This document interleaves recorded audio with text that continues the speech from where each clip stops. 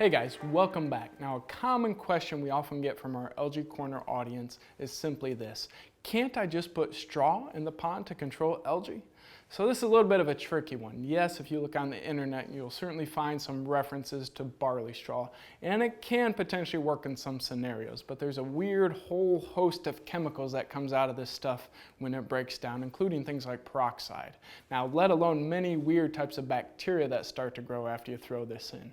So you really need to be careful with barley straw.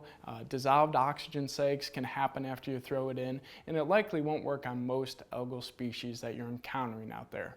But my biggest concern is the lack of good data on what is actually happening out there, what bacteria are growing, what compounds are there out there, how much of those compounds are being produced, what level. There's a lot of unknowns, and even though this is sort of listed as a home remedy, it doesn't mean it's necessarily safe, doesn't mean it's green, certainly doesn't mean it's non-chemical. So please don't make that assumption.